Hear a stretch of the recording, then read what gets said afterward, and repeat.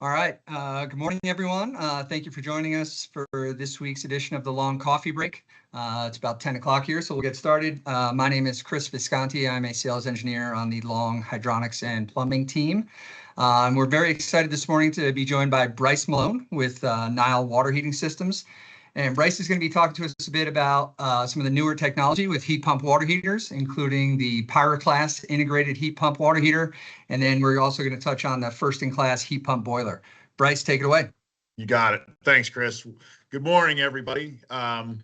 Just want to jump into this. I know time is extremely valuable, so what I'll try to do here is get to this information to give you hopefully some information that you don't have already. So who are we? Just a real brief introduction into who Nile is. We are the heat pump water heating division of Nile Systems. We have been around since 1977.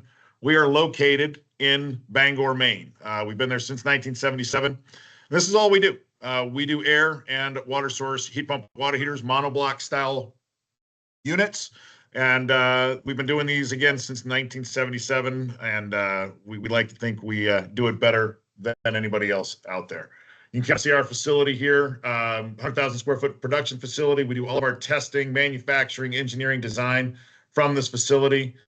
Get you a chance, if you do get a chance to come back and see us. We actually just had a recent tour last week that we had the privilege of hosting a bunch of engineers back at our facility. So we do invite people back to really immerse themselves in what we do, get a much deeper understanding of this technology. And it's actually where the Pyroclast, the product we're going to talk about here in a minute, came from, was engineers explaining to us some of the challenges that they face on a day-to-day perspective when designing these systems, and some of the challenges that we were able to help them overcome with the launch of the Pyroclast. So that leads me to this. This is your all-in-one commercial heat pump water heater. It's the first of its kind. This uses phase change material batteries. What you're looking at is basically a C90A heat pump attached to phase change material batteries. And those phase change material batteries it will fit, that whole footprint will fit through a doorway. And that's really the beauty of this project. But that also gives you the equivalent of 375 gallons of stored water. Think of it like an instantaneous water heater. That's exactly what you're looking at here from a heat pump perspective. Now you have an instantaneous heat pump water heater with the storage capacity of 375 gallons of stored water. So what makes it so unique? Well, number one is it's extremely fast to install. This unit can be installed whether in a new application or retrofit application in roughly 4 to 5 hours. It's very small. It will fit through a standard doorway. So if you're trying to get on a freight elevator, get up on a rooftop, you can fit it in an elevator, you can fit it through a doorway. I'll talk a little bit more about the complexity here in a minute. And this can go indoors and it can go outdoors. So depending upon what the application calls for, you can put it wherever it needs to go. So if you look at this unit, everything that you see here is done by us at the factory. So what does that mean for the engineer, or more importantly for the contractor who's got to try to execute on the design that you, the engineer, have put forth, right? All the piping, all the sensors, everything that you see here, we've already done from the factory. So we have coupled these units together. So what does the engineer have to design for? What does the contractor have to execute on? We have to make 4 connections for water. You've got water in, water out, recirculation, and then you've got to drop your condensate. Then I need power to my heat pump and power to my batteries, and I'm done. So you can see all the connections that we at Nile have already made for you. So we've got all of your multi-purpose service valves. We've done all the battery connectivities. We've installed all the temperature sensors. The control panel is already linked from the batteries to the heat pump itself. You've also got the expansion tank included. So everything that you see here is normally what you would have to design when you attach a heat pump to storage tanks. We've already done that for you. And so all you need to do is those 6 points of connection, 2 power and 4 water connections. So what are these PCMs, or these phase change material batteries? Well, these are really been a long staple in Europe. I know that's surprising to hear that Europe's a bit ahead of us on the technology side of things when it comes to HVAC systems, but they've been doing this in Europe for about 15 years. And the reason being is because it's a small footprint that delivers a prodigious amount of hot water in essence. So we're using sensible heat, we're using latent heat.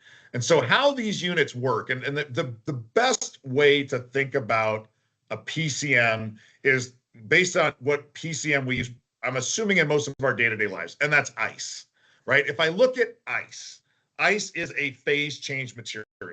As it is storing, as it is in its frozen state, it's storing large amounts of energy.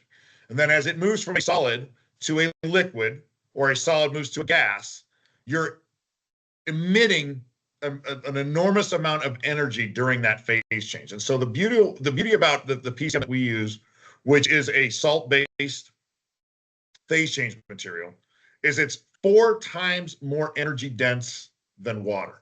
So as we store that energy in the batteries at 135, 134, 133, 100, whatever we're storing it at in our batteries.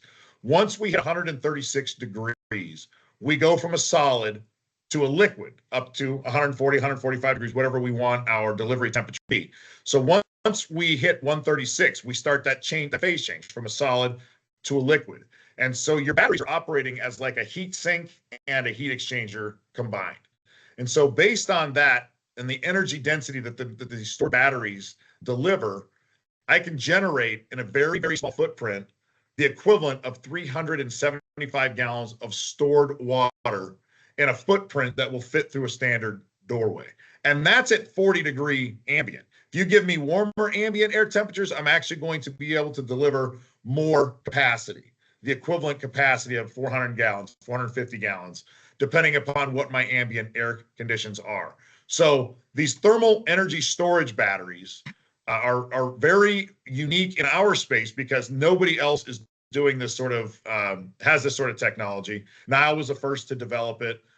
We've had a number of installations that we've had go, a lot of it, interestingly enough, senior living facilities and college dormitories have been the 2 staples that we've seen recently. And then hotels have become another key application for this sort of technology. But these units are extremely powerful for the footprint and the size that they take up. They are very easy to install.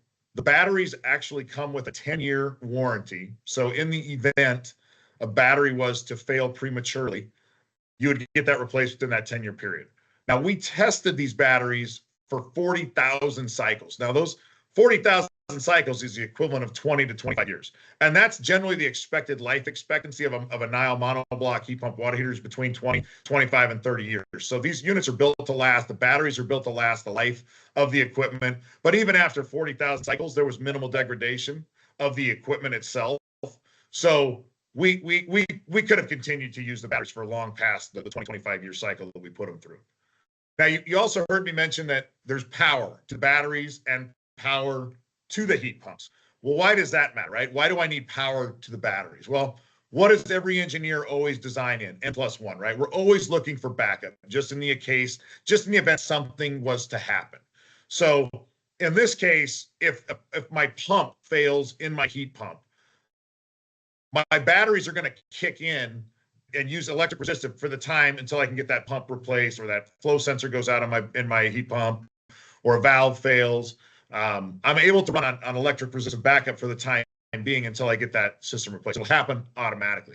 But also, if I get to a situation where it's very cold outside and my heat pump just can't keep up, my batteries will kick in and offset the demand that my heat pump's not able to maintain. So to ensure that I've got the demand met with my heat pump. So that's already built into the unit. So you don't have to build in any sort of redundancy. Now, the other nice thing about it is the batteries themselves are safe. This is a food grade material. For those of you that are actually salt and vinegar chip fans, it's the same salt. That's what sodium acetate trihydrate actually is a salt that we use in these phase change material thermal batteries for the storage of the energy. So there's a lot of really unique things associated with the Pyroclast: 1 footprint, 2 ease of use, 3 the phase change material batteries, and then really the amount of hot water that these units will deliver. So I can deliver 32.5 gallons a minute. I can recover at 178 gallons an hour.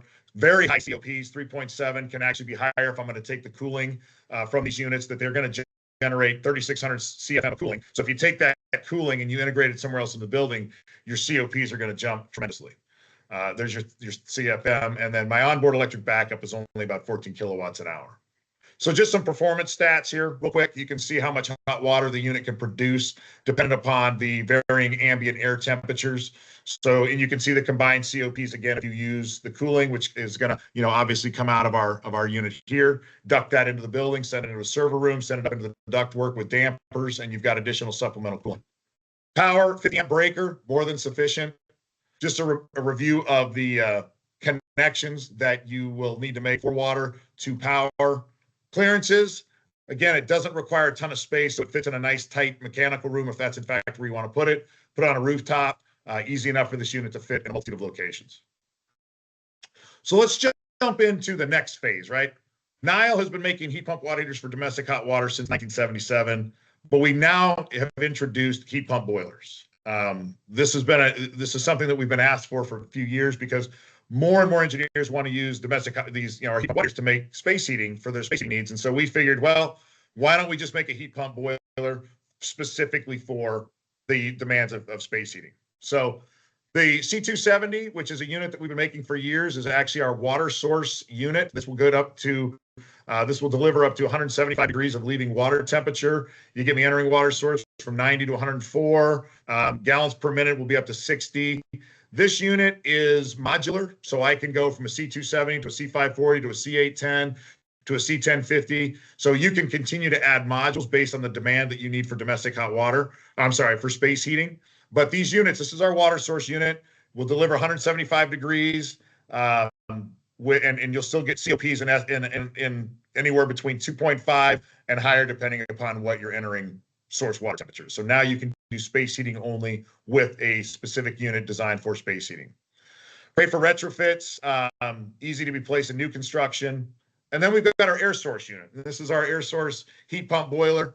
I can make a 170 degree water temperature at 30 degree ambient, which is unheard of. And there's nothing else out there in the marketplace that can deliver this. These units are modular, so you can combine up to 50 of these units, cascade them side by side. My outputs on this, again, will be dependent upon what my ambient temperatures are, but anywhere from 120,000 to 290,000. And so you would pair this with one of our large array staging controllers if you added multiple units. So these units are designed specifically for high temperature applications, especially associated with space heating. So you can see some of the specifications here based on what the unit's able to deliver.